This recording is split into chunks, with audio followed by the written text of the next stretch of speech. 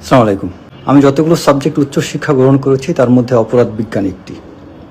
তাই অপরাধ বিজ্ঞানের দৃষ্টিভঙ্গি থেকেই আমি মূলত এই জাহের আলভি এবং ইকরার যে আত্মহত্যা এই বিষয়টা নিয়ে কথা বলব। আপনারা খেয়াল করে দেখবেন অনেক ক্ষেত্রে আছে যে আমরা করি কি কোনো একটা কাপলের, সেটা হয়তো কাপল মানে আপনার হাজব্যান্ড ওয়াইফ হোক অথবা বয়ফ্রেন্ড গার্লফ্রেন্ড হোক, খুব সুন্দর রোমান্টিক ছবি দেখলেই আমরা বলে ফেলি মেড ফর ইচ আদার, অনেক ধরনের কমেন্টস করি। আমি সোশ্যাল মিডিয়াতে না হলে এরকম 100 কেস আছে আমার কাছে। আমি অনেক ক্ষেত্রে অনেকের কিছু ছবি টবি দেখে আমি নিজে কোনো একটা জায়গায় লিখে রাখি যে ঠিক 6 মাস বা 2 বছর বা 5 বছর পরে এদের এই অবস্থাটা থাকবে, তো তারা বর্তমানে যে সম্পর্কটা আছে এই সম্পর্কটা ঠিক অটুট এরকম থাকবে, এরকম প্রশ্ন করে আমার অনেকের নামও লিখে রাখি আমি। এরকম আমার সন্দেহ তালিকা 100-র উপরে হবে যেগুলো সম্পর্ক ব্রেকআপ হয়ে গিয়েছে। কেন? এখন আপনি বলতে পারেন আপনি কি গণক নাকি? আসলে গণনা করে না। আমি আমার একটা জায়গায় আমি খুব বিশ্বাস করি যে বদনজর জিনিসটা আমি খুব ট্রাস্ট করি। আমি এটা আমার লাইফে অনেক ঘটেছে। আমি গত কিছুদিন আগে একজন লিফটে, জাস্ট এই গত 8-10 দিন আগে লিফটে একজনে খুব প্রশংসা করতেছিল আমার ফিটনেস, এটা ওটা নিয়ে।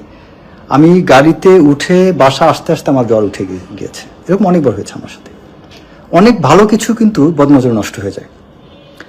আপনি দেখবেন যে অনেক মানুষকে দেখা যায়, আমরা সুন্দর একটা ছবি, প্রোফাইল পিকচার বা আমি কোনো দম্পতির সুন্দর ছবি দেখে আমরা ধারণা করে নিই খুব ভালো সম্পর্ক, এবং এটা আমরা আসলে ভিতরগত অনেক কিছু জানি না। অনেক মানুষ দেখবেন সম্পর্ক খুব খারাপ যাচ্ছে কিন্তু তারপরে খুব সুন্দর দুটো ছবি, হাজব্যান্ড ওয়াইফের ছবি ফেসবুকে দিয়ে রাখে।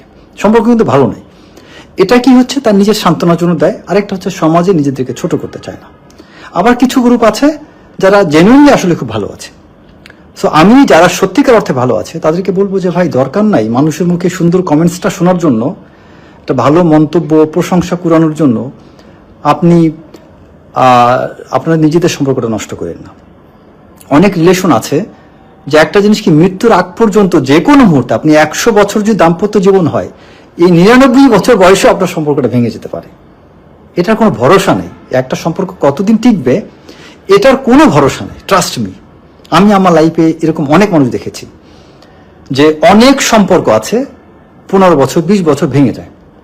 আমি মনে করি সত্যিকার অর্থে যাদের সুসম্পর্ক আছে তাদের অন্তরে একটা ভয় থাকা উচিত যে আমি আমার এই মানুষটাকে যাতে না হারাই।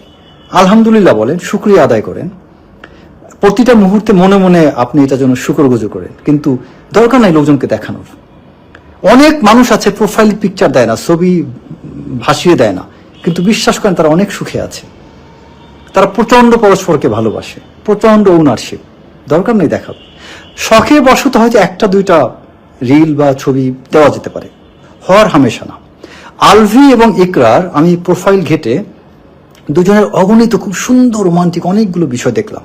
এখন আপনারা বলেন যে দুটো মানুষের মধ্যে এত চমৎকার কেমিস্ট্রি, অনেকেই কিন্তু লিখছে আপনাদের খুব সুন্দর কেমিস্ট্রি, এত চমৎকার কেমিস্ট্রি থাকা সত্ত্বেও সম্পর্কটা কেন ভেঙে গেল? এখানে কয়েকটি কারণ। একটা হচ্ছে যে এই সমাজে আমরা যেটা সোশ্যাল মিডিয়াতে দেখাই এটা আসলে রিয়েলিটি না। 2 হচ্ছে এখানে আমাদের নজরের একটা ব্যাপার আছে, বদনজর যেটা। 3 হচ্ছে এখানে আলভি বা মিডিয়া জগতে দেখবেন যারা খুব বেশি প্রশংসিত হয়, এরা ঘরের মানুষ প্রশংসা না করলে তখন ওই ঘরের মানুষটাকে তার সহ্য হয় না, ভালো লাগে না। এই মিডিয়ার লাইনে আপনি যদি সত্যি সংসার সুখের জীবন চান, মিডিয়ার লাইনের মানুষকে ওই ধরনের অ্যাকসেপ্টেন্স থেকে আপনি মেনে নেবেন যে এই মিডিয়ার মানুষ, আমার এক্সপেকটেশন কমিয়ে ফেলতে হবে। আর যদি আপনি দাম্পত্য জীবনে প্রচন্ড টান উত্তেজনাপূর্ণ সম্পর্ক চান তাহলে আপনি মিডিয়ার মানুষকে বিয়ে করতে যান না। আর যদি বিয়ে করতে চান তাহলে সহ্য করে নেন আগের থেকেই। তাহলে সেক্ষেত্রে আপনি চিন্তা করতে পারবেন না যে এই মানুষটা সারাক্ষণ আমার কাছে থাকবে। আপনার বোঝা উচিত যে এই ধরনের রিলেশনগুলো কেমন হয়ে থাকে। তবে এখানে আমি মনে করি আলভির মতো ছেলের এখানে তার চরম সাজা হওয়া উচিত, ফাঁসি হওয়া উচিত। কেন? এই আত্মহত্যার এখন পর্যন্ত যতগুলো সিমটমস জানা গিয়েছে তাতে আমি মনে করি অ্যাপারেন্টলি আমার কাছে যেটা মনে হয় আলভি দায়ী। এটা প্রমাণের মাধ্যমে আসলে আসবে, বাট অ্যাপারেন্টলি আমার কাছে মনে হয়, আমি শব্দটা ইউজ করলাম কেন, যদি আলভি সত্যিকার অর্থে তার গার্লফ্রেন্ডের জন্মদিন উদযাপন করতে নেপাল যেয়ে থাকে, আর যদি সেটা তার স্ত্রী জেনে থাকে বাংলাদেশে বসে, চিন্তা করেন তার মানসিক অবস্থাটা কি। এটা একটা হত্যার শামিল। তুমি অপরাধ করছো, আবার সেই অপরাধটা তুমি তোমার স্ত্রীকে জানাচ্ছ, জানিয়ে তাকে তুমি এত বড় একটা পেইন দিচ্ছ। তোমার তো তখন তুমি যে লজ্জিত হতে, তুমি যে সরি ফিল করতে, তুমি যে অনুতাপ করতে, তোমার স্ত্রী এত বড় শক্ট হতো না। যখন কোনো মানুষ, আপনারা সবাই যে কোনো মানুষ চিন্তা করেন যারা আমার ভিডিও দেখতেছেন, যে আপনি ভাবুন যে আপনি যাকে ভালোবাসেন সেই মানুষটা অন্য একটা মানুষকে নিয়ে নেপালে যে জন্মদিন পালন করছে, আপনি তার স্ত্রী অথবা আপনি তার হাজব্যান্ড, আপনার কেমন লাগতে পারে? একবার ভাবেন, এটা কি সহ্য করার মতো? গোপনে অনেক কিছু হলে মানুষ পরে জানলো এটা মাফ করতে পারে, কিন্তু এই যে জিনিসটা প্রকাশ্যে জানানো এবং এটাকে চ্যালেঞ্জ হিসাবে নেওয়া, এটা নিয়ে আবার তর্ক করা, তার মানে কি এটা এক ধরনের আত্মহত্যা, উস্কানিমূলক একটা কাজ। আরেকটা বিষয় হচ্ছে, এখানে দেখেন যে আমাদের সমাজে আমরা অনেক ক্ষেত্রে কি করি, যে এই রিলেশনগুলোর ক্ষেত্রে দেখবেন যে আমাদের বর্তমানে সেলিব্রিটি পর্যায়ে যে সম্পর্কগুলো, এই সম্পর্কগুলো বেশি দিন টিকে না। কারণ কি, এখানে এই সেলিব্রিটি পর্যায়ে মানুষ যারা আছে সারাক্ষণ সবকিছু শো আপ করবে, দেখাইতে হবে সবকিছু, ওই রিল করে হোক, টিকটক করে হোক, ভিডিও করে হোক, সবকিছুতেই করতে হবে। আপনি দেখুন যেসব নায়ক নায়িকারা তাদের ফ্যামিলিকে আলাদা প্রাইভেট রেখেছে, যেমন ধরুন নায়ক রাজ্জাক, তিনি কখনো তার স্ত্রীকে সামনে আনেনি, এবং তার স্ত্রীকে কাছেও সে অনেক কিছু তার সামনে নেয়নি, তাদের সংসার জীবন কিন্তু সুন্দরভাবে টিকে গিয়েছে। অনেক হিরো হিরোইন দেখবেন, আর যারা দেখবেন সবকিছুকে সামনে নিয়ে আসে, দেখবেন এদের অনেক কিছু উল্টাপাল্টা হয়ে যায়। আপনি অনেক নাম করা ব্যক্তিদের কথা চিন্তা করেন, হুমায়ুন ফরিদি, সুবর্ণা মোস্তফা, অনেক গুণী ব্যক্তি, আর তারা কি দাম্পত্য জীবনে সুখী হয়েছে? কেন হয়নি? আবার অনেক মানুষ সুখী হয়েছে, যেমন ধরেন আপনি অভিনেতা আফজাল হোসেন, তার স্ত্রী সম্পর্কে কেউ কিছু জানেন না, বা তাদের কিন্তু সুখী দাম্পত্য জীবন। তো সুখী হতে গেলে জানাইতে হবে কেন? আপনি যদি সত্যি দাম্পত্য জীবনে সুখী হতে চান, কেন আপনার এই দাম্পত্য জীবন আপনার স্ত্রীকে বা আপনার হাজবেন্ডকে কেন মিডিয়াতে দেখাইতে হবে সব জায়গায়? হয় দরকার কি? পুরাটা সুখ একদম টয়টম্বুর ভাবে নিতে চান কেন? এত সুখ, এত মজা নেওয়ার তো দরকার নাই। মানে ফুলে একদম ভরপেট স্যাটিসফ্যাকশন নিতে হবে, সব জায়গায় তৃপ্তি পেতে হবে, দরকার নাই ভাই। কিছু জায়গায় কম তৃপ্তি পান। সংসার জীবনটা, পরিবারটা, ফ্যামিলিটাকে, এইটা হচ্ছে সবচেয়ে বড় সম্পদ। এই সম্পদটাকে আমি মনে করি খুব যত্নে রাখা উচিত। এই সম্পদটাকে সব জায়গায় ছড়ায়া ছিটায় দেখাইতে হয় না। মানে আপনার স্বামী হচ্ছে আপনার জীবনের সবচেয়ে গুরুত্বপূর্ণ সম্পদ, আপনার স্ত্রী হচ্ছে সবচেয়ে গুরুত্বপূর্ণ সম্পদ, সবচেয়ে দামি। এই দামি জিনিস, আপনার যদি একটা ডায়মন্ড থাকে, সারাক্ষণ কি দেখায় বেড়াবেন? আপনি যত্ন করে রেখে দিবেন। তো মানুষের জীবনে লাইফ পার্টনার তো ডায়মন্ডের চেয়ে বেশি। তো এটাকে এই দেখানোর কারণেই কিন্তু আমাদের বর্তমানে সবচেয়ে বেশি আমাদের সংসারগুলো ক্ষতিগ্রস্ত হচ্ছে, ভেঙে যাচ্ছে।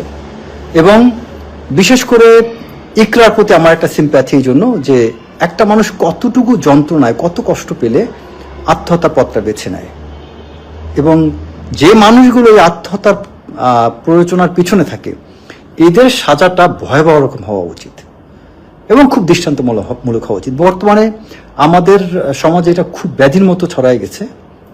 ভাই আপনার ভালো লাগতে পারে, এখনকার যুগে আমরা সুন্দর কিছু দেখলে ভালো লাগতে পারে, ভালো লাগাটা কোনো অপরাধ না, ভালোবাসা অপরাধ না, প্রেমে পড়াটা অপরাধ না, আপনি পড়তেই পারেন। কিন্তু সেই পড়াটা বা সেই ভালো লাগাটার জন্য অন্য একটা মানুষের জন্য বিরাট কষ্টের কারণ না হয়, ওই মানুষটার সাথে যেন অনেক বড় একটা প্রতারণা না হয়। আমার ভালো লাগছে সেটা দরকার প্রকাশ করেন, হ্যাঁ আমার ভালো লাগছে, আপনি ওই জিনিসটা দুজনে কাউন্সিল করে এটা কিন্তু ঠিক করা যায়, তাই না? ওই জিনিসটাকে যখন প্রকাশ করেন, সামনে নিয়ে আসেন, তখন কিন্তু আপনি দেখবেন যে বড় কোনো দুর্ঘটনা ঘটবে না। কারণ একটা ভুল হতে পারে, একটা অ্যাক্সিডেন্ট হতে পারে, মনের প্রতি মানুষের অনেক কিছু নিয়ন্ত্রণ নাই। কিন্তু বিট্রে করা, ধোকা দেওয়া, প্রতারণা করা, একটা মানুষকে শক দেওয়া, এগুলা তো ভাই ক্ষমার অযোগ্য, এটা উচিত না। তো অনেক ক্ষেত্রে মানুষ আত্মহত্যাটা করে কিন্তু শক খাওয়ার পরে। আপনি ভুল করলে, অপরাধ করলে না, অপরাধ করলে, কেউ একটা ভুল করলেই কোনো একটা মানুষ কিন্তু দেখবেন সুইসাইড করবে না। সুইসাইডটা করবে তখন যখন সে শকড হয়, যখন সে যা বিশ্বাস করছে তার বিপরীতটা ঘটে, যখন সে প্রতারিত হয়, চিটেড হয়, তখনই কিন্তু মানুষ এই পথটা বেছে নেয়।